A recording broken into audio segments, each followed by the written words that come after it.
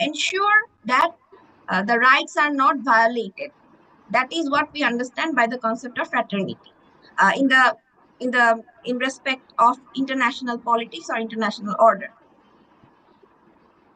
So, what is the connection with human rights and peace? So, as we have seen through different international documents, that the preservation of dignity is very much inherent in human person.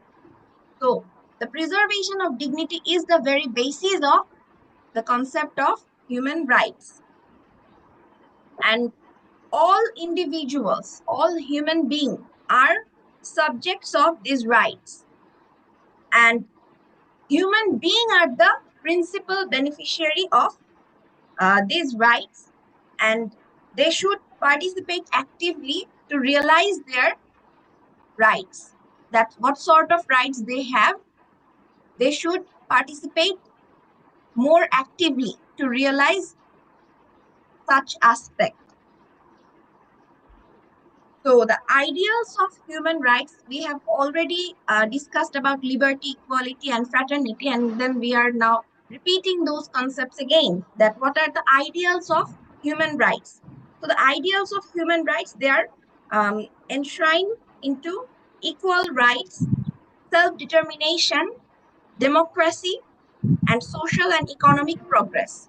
So it is covering wide range of issues.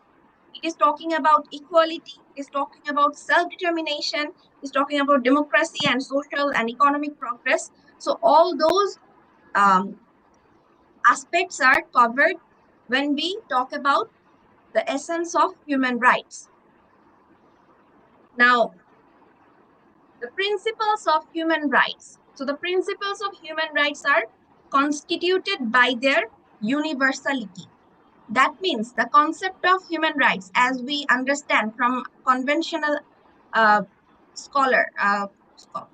conventional scholarship, that the concept of human rights is considered as something that is universally applicable, that is universal, that you can apply it at all levels, irrespective of different culture and socio-political background. So this is what the conventional understanding about human rights is talking about, that the principles of human rights are constituted by their universality. They are universally applicable, and it is their objectivity, that those rights are very specific and objective, that you can clearly identify that which sort of things are human rights, and it includes equality and interdependence. So each rights are interdependent to each other. They are not separate, rather than they are all connected to each other. So when we are talking about our right to food or right to survive or the right to shelter, those are also those are not completely separate topics from the democratic rights, or the right to have the right to form civil society, the right to have freedom of speech. So these are all connected in nature, or they are interdependent. So human rights in general enhance positive conditions for human development. So human rights helps to develop the positive condition of human development. And human rights are essential for achieving positive peace and development. So we have already discussed it many times in our previous classes, that what do we understand by the concept of positive peace and negative peace.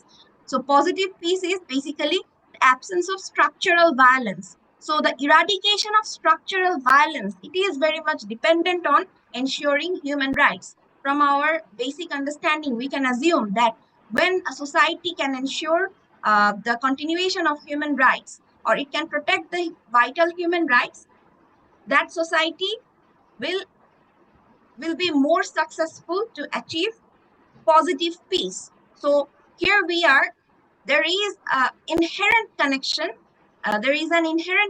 between positive peace and ensuring human rights. So moving on to our next point, the concept of negative and positive rights. So there are two types. Rights are divided into two, categories: negative rights and positive rights. So what do we understand by negative rights? Negative rights indicate those rights that are supposed to be, uh, you know, protected rather than provided. That means the rights that are needed to be protected by the authority, rather than provided. So protected rather than provided. So what are those kind of rights? For example, the political rights, or the right to freedom of speech, or the civil rights, the rights that ensure my, participation as a citizen of a country, or the right to form civil society. So those rights are supposed to be protected by the authority. So therefore, those rights are considered as negative rights. That means political and civil rights, they are considered as negative rights. Why? Because they are rather needed to be protected rather than provided. So you understand the concept of protected rather than provided?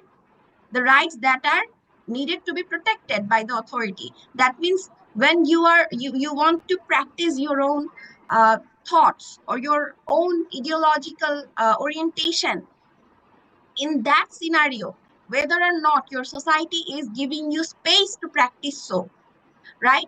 If your state is autocratic in nature, it will create obstacle uh, in your proper freedom of speech, or it will create obstacles into your practicing your democratic rights.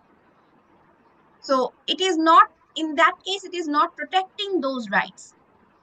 So in a liberal state, we often see that people have certain form of uh, rights to opinion. People have the space to practice democratic culture. So in those societies, we are observing that the authority is protecting the civil and political rights, because every people are political.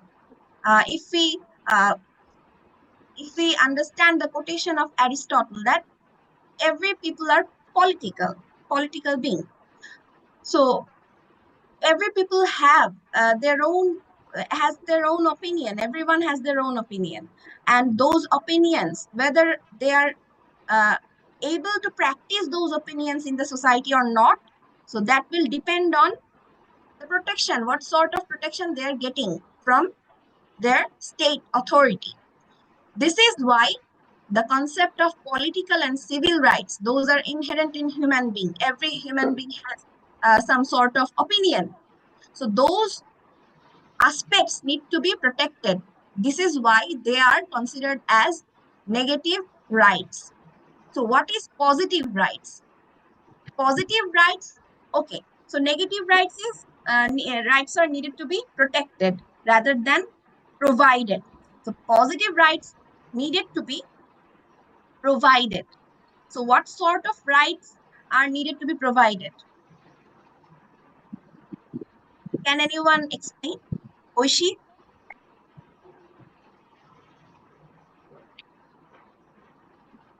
Fahmida Azad Oishi. Oishi? Yes, ma'am. Okay, can you explain what sort of rights can be categorized as positive rights? Ma'am, positive rights are the human rights, like the basic needs that human need to lead their life, like the rights for food, or rights for having a shelter, having treatment, or other rights, other fundamental rights such as freedom of speech, freedom of living, freedom of Uh, movement, no, etc. no, no. Or opportunity. Freedom, okay. Freedom of speech, freedom of the non-material aspect of freedom that you are talking about. that is under the concept of negative rights, because negative rights Oh, are protected by the authority. Okay, and the basic needs, the material needs you are talking about, the economic rights or the right to shelter, basic rights that we need to survive, those are under the concept of positive rights. yes, ma'am. So negative rights are supposed to be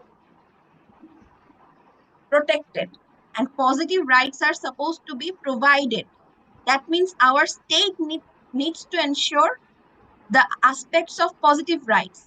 Our state needs to ensure the economic development of our for the people.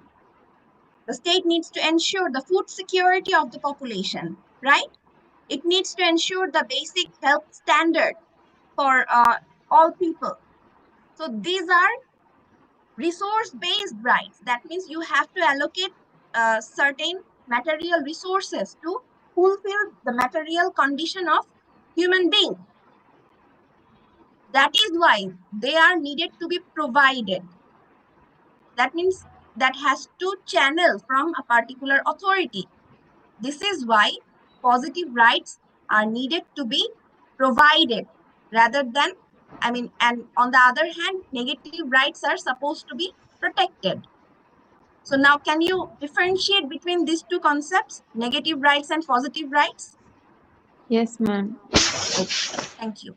So this is the basic difference, that negative rights are about protection, getting protection from your authority so that you can practice your thoughts, you can practice your ideology, or you can express your ideas freely. And positive rights rather are material conditions. That means how you are fulfilling your material conditions, how you are getting access to food, how you are getting access to economic activities. So positive rights, in short, are the economic, cultural, or social rights. So, sorry, economic rights, more or less. So the rights that are connected to material condition, and negative rights are political and civil rights. Okay, so next, let's see the next point, three generations of human rights movements. So there are three generations of human rights movement. So the first generation talks about um, the first generation of human rights movements were focused on civil and political rights. That means the negative rights. They were focused on negative rights. So the civil and political rights. And it started from the struggle to obtain freedom from monarchic rule in modern history. So in European context, we have seen that series of states that tried to overthrow their monarchy uh, and replace it with a republic. So which state has done that? Which? France. Yes, France. Thank you. So France has done that. France has overthrown its monarchy with a republican one. Then if we study the history of American Revolution, what happened in American Revolution? America was colony of British Empire, and they got their independence from this monarchy, right? They got their independence from the parliamentary rule. They were ruled by the British Parliament, and they eventually revolted and got their independence. So this is how, in this generation of movement, we have seen that French Revolution happened, American Revolution happened. So throughout the Europe, people had this tendency to question their monarchic rule, and achieve their political rights. Because in France, they wanted to achieve their political rights. And even though it was triggered by economic condition, however, they wanted to have their own space to practice their own thoughts or political issues. So, and in this case, we have seen that the rise of middle class was also very crucial. So in France, we have seen how bourgeois class uh, was growing during that time. So who were the bourgeois class? They were not part of noble society. So they had the economic incentives. They were involved in trades and different sort of professions. However, they didn't have the privilege of noble families or the noble lords. So they didn't have any aristocratic roots in their family. They wanted to change that rigid system that is based on aristocracy. So this is how we have seen that they have the economic development. They enjoyed substantial level of economic development. However, they didn't have the political rights. So the absence of this political rights was the triggering point for during this time to question their monarchy or question their colonial ruler. So this is how we have seen that generation of French Revolution and American Revolution. They were concentrated on the concept of negative rights. That means the political and civil rights. So if we move into the the second generation was focused on economic and social well-being. So they were focused on economic rights and social rights. So these rights are part of positive rights. So the second generation movement was focused on the aspects of positive rights. And we have seen that from the beginning of the 20th century, when did Bolshevik Revolution happen? Zahra, when did Bolshevik Revolution happen? Miss during I am sorry miss আমি এটা মনে করতে পারছি না 1917, 1917 সাল. So in Okay. 1917, we have seen the Bolshevik Revolution in Russia. Then we have seen gradually communism was infiltrating in China, in Korea, in Vietnam. So this is how these are based on what? These movements were based on certain socialist principle or communist principle. They were motivated by Marxist ideology. So what is the very basis of Marxist ideology? It is questioning the inequality. What sort of inequality? Economic inequality. The economic inequality that was prevailing in those societies, that was the basis of calling for a socialist revolution.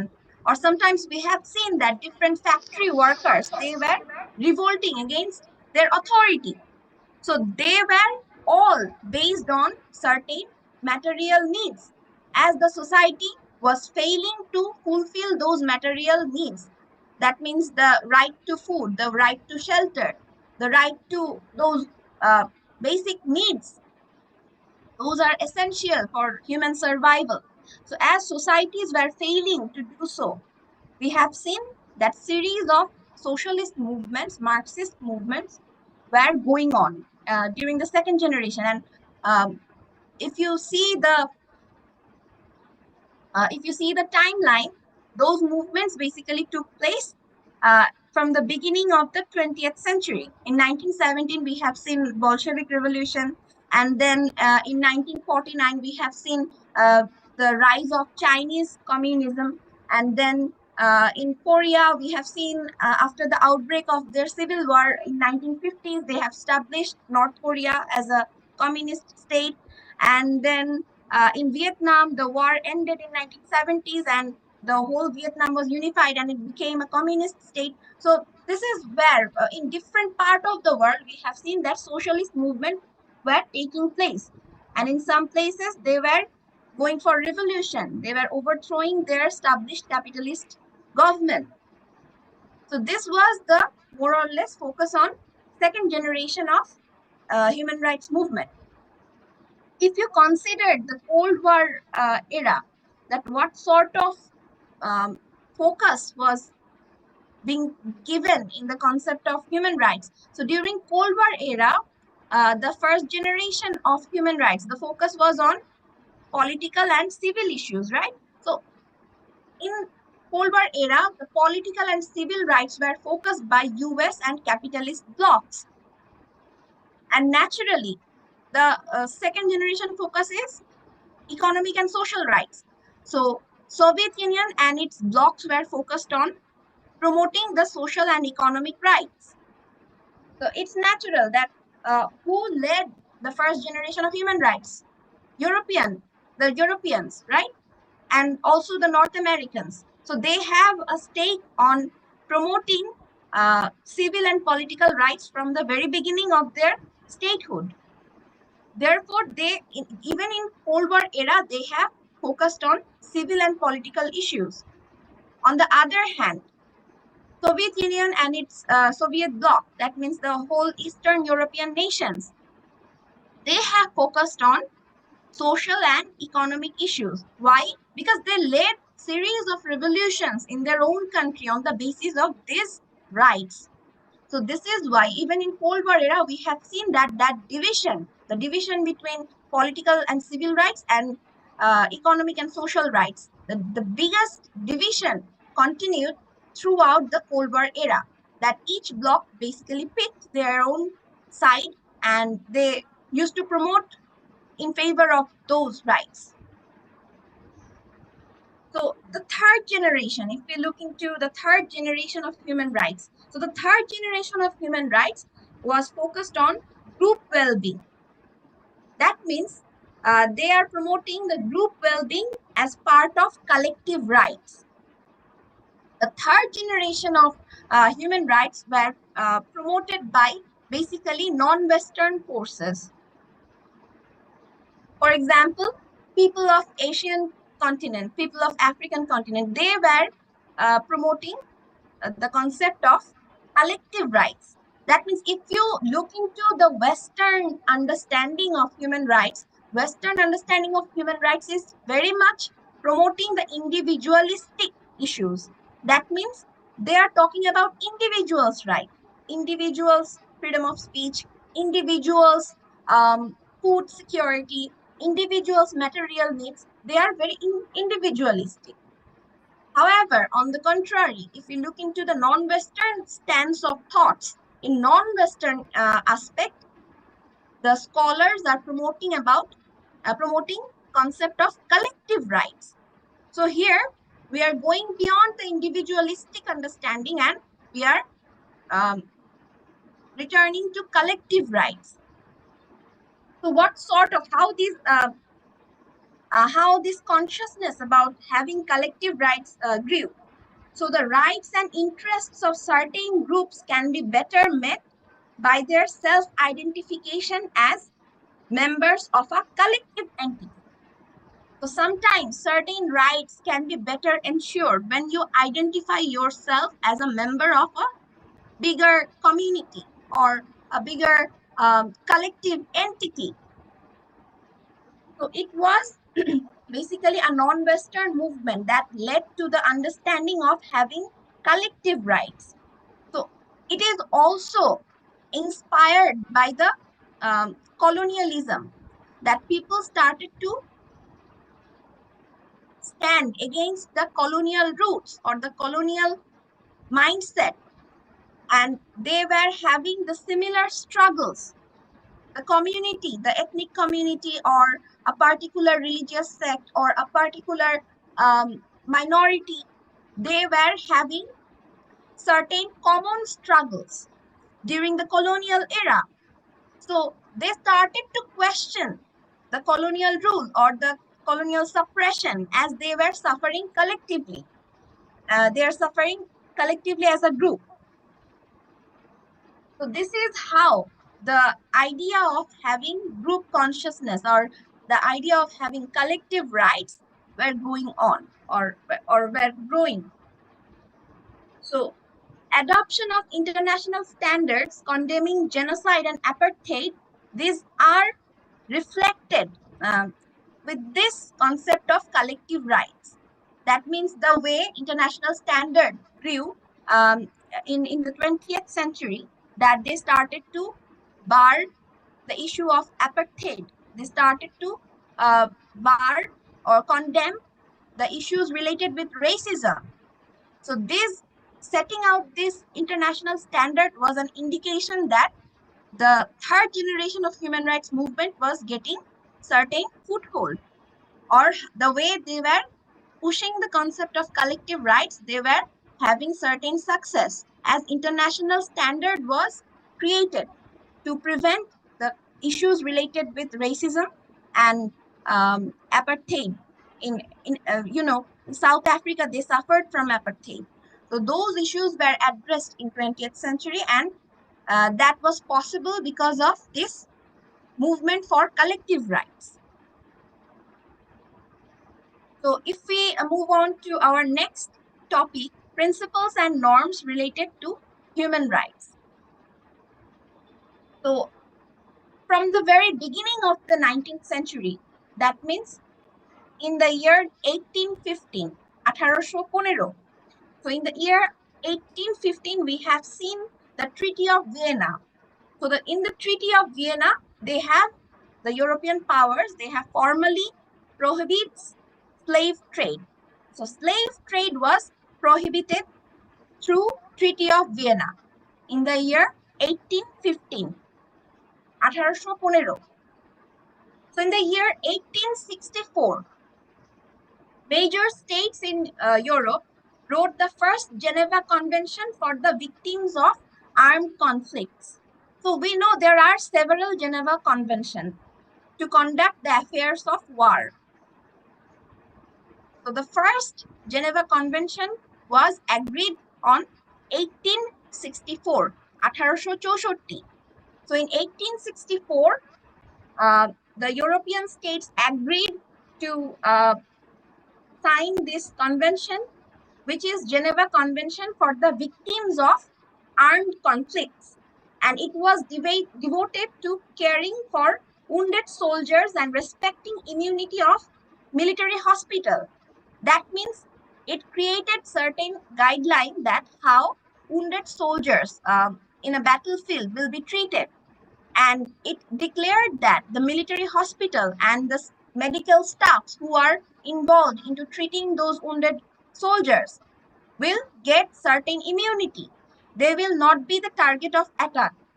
So this was basically laid down in this particular document, Geneva Convention for the victims of armed conflict.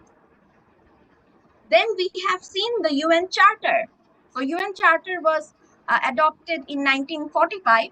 So UN Charter, the Article 1 particularly, the Article 1 of UN Charter talked about respect for human rights.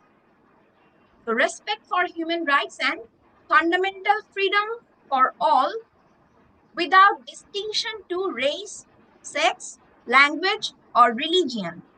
That means it has mentioned all the criteria that on the basis of those criteria, human being has the human rights and fundamental freedom.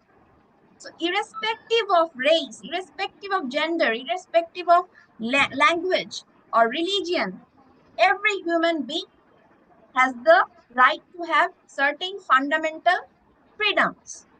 This is what Article 1 of UN Charter is talking about. Then later on, we have seen that several conventions, international conventions were written. For example, in 1965, we have seen the International Convention on the Elimination of All Forms of Racial Discrimination. So International Convention on the Elimination of All Forms of Racial Discrimination. So in this particular convention, it is talking about eliminating all sort of racial issues or the way people are being neglected or the way the rights of the people are hampered on the basis of different races. So it is talking about eliminating that particular unequal condition of human being. So this is the content of 1965 International Convention on the Elimination of All Forms of Racial Discrimination. So the next one is very familiar with all of us. We all know about CEDAW, right? You've heard about CEDAW? CEDAW. CEDAW Convention? Okay, so the full form of CEDAW Convention is the Convention on the Elimination of All Forms of Discrimination Against Women. The Convention on the Elimination of All Forms of Discrimination Against Women. So it is targeted to promote the women's right and to develop the global environment so that international peace and security is ensured by the development of women's rights. So the CEDAW Convention, it was entered into force in 1981 when a substantial number of states ratified this convention. And this is one of the very key documents. And also it is subject to different sort of debates throughout the world, that some states partially accept, some states express complete commitment towards it. So this is a source of criticism throughout the world, or this is a source of debate in the matter of women's rights. However, it is one of the key documents that talks about women's rights, the CEDAW Convention. Convention on the Elimination of All Forms of Discrimination Against Women. So, in our next point, the 1948 Universal Declaration of Human Rights. This is a very basic document that was adopted in the year 1948. And UN Commission of Human Rights. So, UN Commission of Human Rights was formed, and the UN Commission of Human Rights, it was entrusted with the creation of an International Bill of Rights in a statement form. That means the Commission was suggested to create a particular statement which will talk about ensuring human rights. So, Eleanor Roosevelt, the wife of President Roosevelt, she was elected as the chairperson of this commission, the commission that was tasked to provide the statement on universal human rights. And then eventually we have seen that the General Assembly, the UN General Assembly, adopted the declaration, the Universal Declaration of Human Rights, by its resolution 217A. 217A.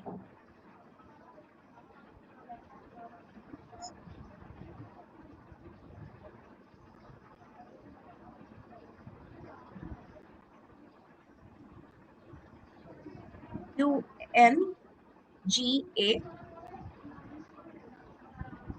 resolution 217A.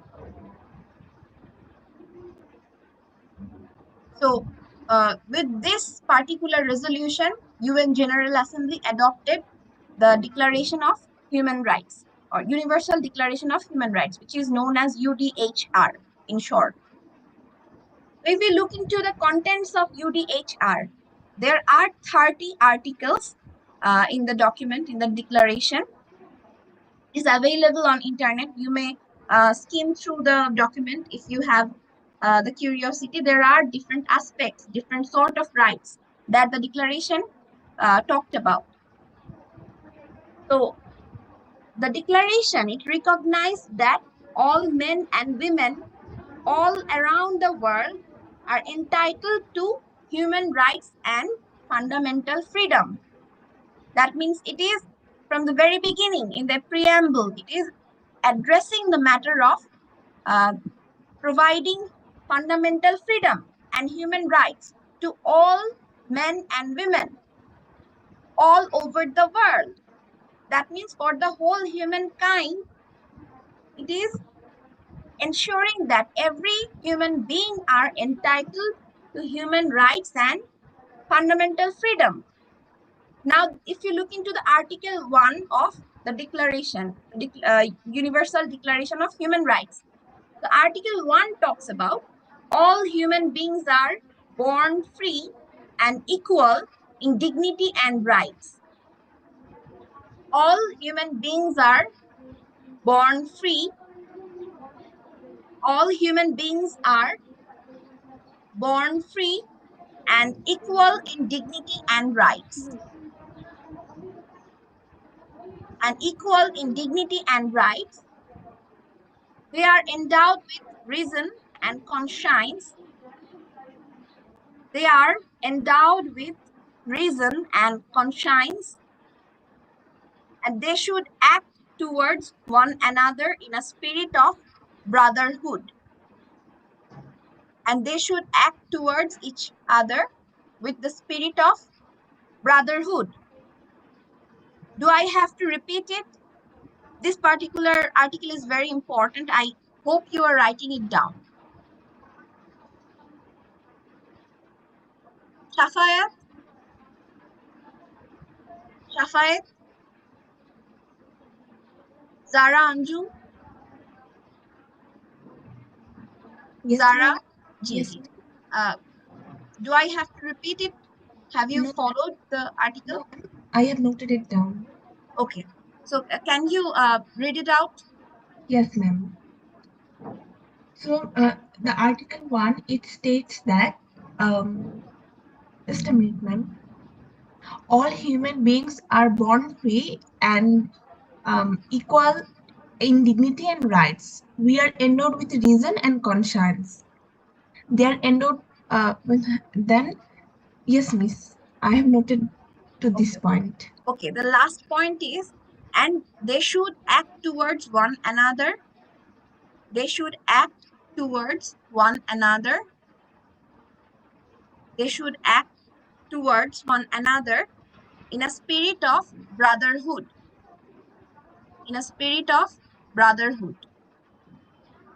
That means all human beings are born free and equal in dignity and rights.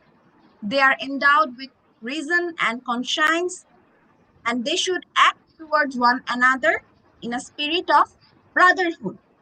So if you break down the aspects that are discussed in this particular article, so the language of this article defines the basic assumptions of the whole declaration. So you may say that it is more or less the gist of the whole declaration, that it has already set the tone of the whole document in its first article. So if you break down the language, so you will find out that it is talking about number one, the right to liberty and equality in every human being's birthright. That means the right to liberty and equality, it is the birthright of every human being. The right to liberty and equality, it is the birthright of human beings, and it cannot be eliminated. It is the fundamental right. And number two, human beings are rational creatures. Human beings are rational creature and is different from other creatures on earth and different from other creatures on earth, and therefore they are entitled to certain rights and freedom which other creatures do not enjoy. So number one, it has talked about certain inherent birthright, that the right to freedom, these are the inherent birthright of human being. And secondly, if you recall the article, that it is talking about reason and conscience. So that means it is talking about that human is the only creature who has reason and conscience. So it is differentiating human being from non-human, right? So it is differentiating that in the animal kingdom, human has the capacity to reason. This is what separating human being from other living beings. So as human beings are separated and they are they are being put in a very superior position, kind of.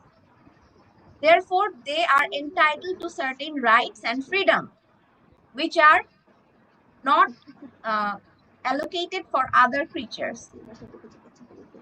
So these two aspects are visible from this particular article. Now, if you look into the Article 3, so Article 3 declares the cornerstone of the declaration. So Article 3 contains the cornerstone of UDHR, or Universal Declaration of Human Rights. So the article talks about that everyone has the right to life, liberty, and security of person. Everyone has the right to live, the right to life, liberty, and security of person. Everyone has the right to life, liberty, and security of person. So the declaration is often identified as Charter of Mankind. In general, it is the very first document that addressed universal nature of human rights, and it is considered as the Charter of Mankind.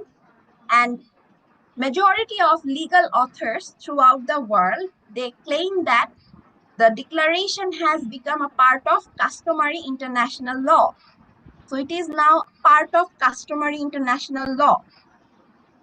And after 1948, we have seen that different new nations arose in world politics through, through different struggles. So some of the countries fought against enemy to gain their independence. Some of the countries got their independence from colonial rulers. So as new nations were added in the world order, those nations adopted certain constitutions for running their own nation. So the essence of this declaration were reflected in those constitutions. So different national constitutions adopted the contents of human rights declaration. So UDHR has influenced to form this to influence the constitutions throughout the world, especially the new ones. So despite those optimistic tone, there are certain weakness of this declaration. So one of the prominent weakness of this declaration is it did not include any binding provision in it. That means this is a simple declaration. It is not a convention. It is not a treaty, or it is nothing. So therefore, there is no binding provision that will force any state abide by the rules. There is no binding provision. So this is one of the weakness, that it does not have the capacity to enforce. The enforcement capacity is limited when you look into the UDHR. And also later on, along with the development of UDHR in 1960s, we have seen the development of two very important documents. Those are also connected with UDHR. Those were inspired by UDHR, or they were connected and influenced by the contents of UDHR. So number one is International International Covenant on Civil and Political Rights. Let me just write it down.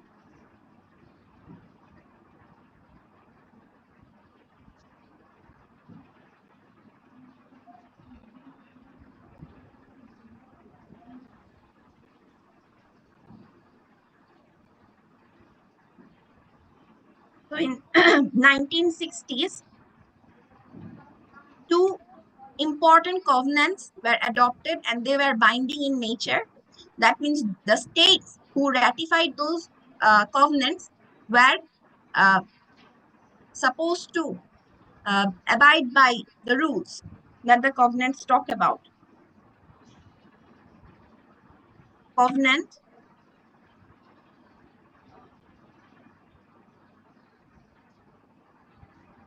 the National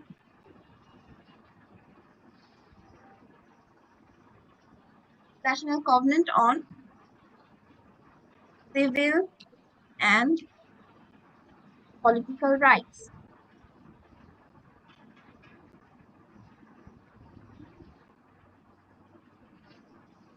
This is number one. And then another covenant was signed in 1960s, that is International Covenant on Economic and Social and Cultural Rights. Economic, social, and cultural rights.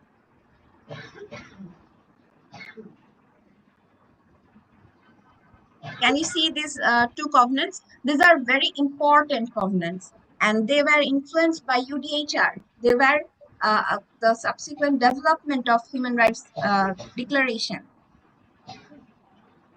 So these two covenants were introduced in 1960s, and series of countries ratified them, and they became enforceable. So interestingly, 1960s era is a part of Cold War era, right? So during Cold War era, the International Covenant on Civil and Political Rights, as we already talked about, this particular covenant was promoted by the capitalist bloc or the US bloc. And the International Covenant on Economic, Social, and Cultural Rights were considered or more focused by Soviet Union and the Eastern European bloc. So, and also, if you look into the content of these two covenants, there is a sharp difference. So, for example, the Covenant on Civil and Political Rights provides immediate protection by requiring state to respect and ensure to all individuals within its territory and subject to its jurisdiction the rights recognized. The Covenant on Civil and Political Rights provides immediate protection by the requiring states. That means the states, as soon as they are ratifying this covenant, they are bound to take immediate action to protect the civil and political rights of their citizens.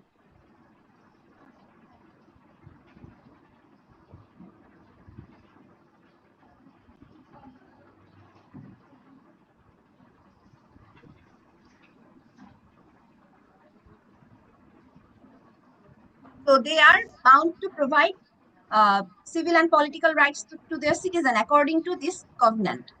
On the other hand, International Covenant on Economic and Social and Cultural Rights, this covenant does not talk about any immediate action. Rather, it talks about gradual action. That means gradually states are going to allocate their resources to achieve these particular rights for their citizens. That means they are more focusing on civil and political rights rather than the economic, social, and cultural rights. So in civil and political rights, they are talking about immediate action.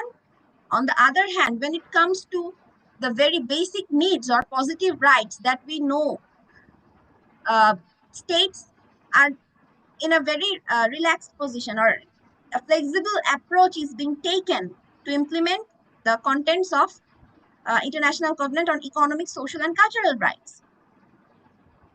So it is the second one, it is talking about gradual engagement of state resources rather than immediate action. You can already differentiate that what sort of biasness are growing here. Because when you talk about economic rights, suppose a third world or a developing nation, the developing nations are already always suffering from different sort of economic struggles. They were previously colonized by certain major European nations. So they have this colonial history and their resources are being depleted, and they are suffering various kinds of struggles to meet their basic needs. So when it comes to those economic rights, the responsibility of major European powers became more visible because they are responsible for causing certain trouble to these developing nations. So when it comes to understand or talk about this responsibility matter, naturally those major powers become uncomfortable or they become hesitant to address those issues. Therefore, they are more focused on civil and political rights rather than addressing the inequality that they are kind of responsible.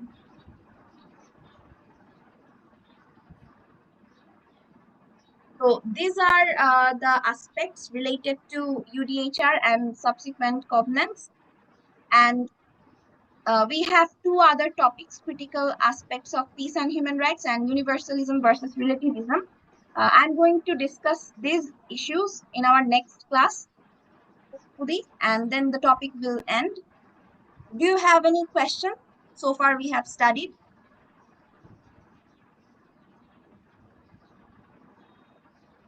You understood the concept of human rights and how it is connected with peace and all the aspects.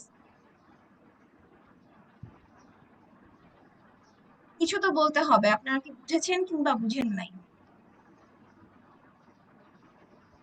বুঝেছি miss. Do you have any confusion?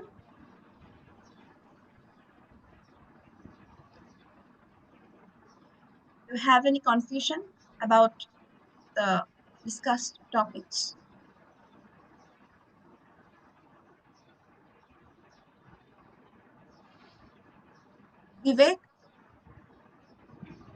Vivek achen? Yes, ma'am. Okay. So do you have any confusion about today's class?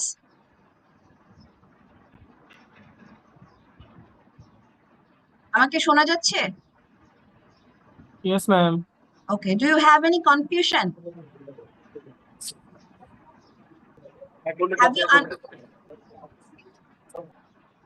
Have you understood? Vivek? Yes, ma'am. বুঝেছি ma'am. আচ্ছা, জি, ঠিক আছে। আচ্ছা, তাহলে আমরা অ্যাটেন্ডেন্সটা দিয়ে ফেলি। আর নেক্সট ক্লাসে আমাদের ক্লাস টেস্টটা হচ্ছে 30 মিনিটসের। ক্লাসের প্রথমে আমি হয়তো এই দুইটা পয়েন্ট নিয়ে একটু ডিসকাস করব, critical aspects of peace and human rights and universalism versus relativism. এরপরে টপিকটা এন্ড হবে আর এরপরে আমরা আমাদের এক্সামটা নিব। তো আপনারা সবাই ভালো মতো প্রিপারেশন নেবেন। একটাই কোয়েশ্চেন থাকবে, টপিকও একটাই। আই হোপ আপনাদের সমস্যা হবে না। এবং মিড টার্মের জন্য আমার পোর্শন থেকে টপিক 1 এন্ড টপিক 2 সিলেবাসে থাকবে, ঠিক আছে? সো এই দুটো টপিকই আমার পোর্শন থেকে থাকবে, আপনারা ভালো মতো পড়াশোনা করবেন। আর মিডের আগে হয়তো আমাদের 3টা টপিক হয়ে যাবে, আর মিডের পরে আমরা, জি বলেন, কেউ কিছু বলছিলেন?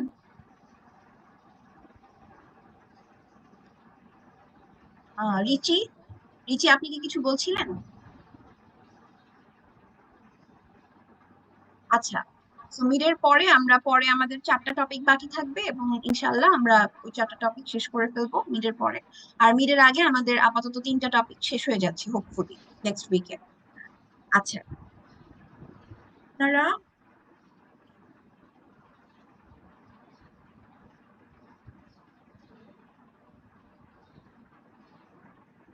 Batch, right? আচ্ছা, ডেটটা কত?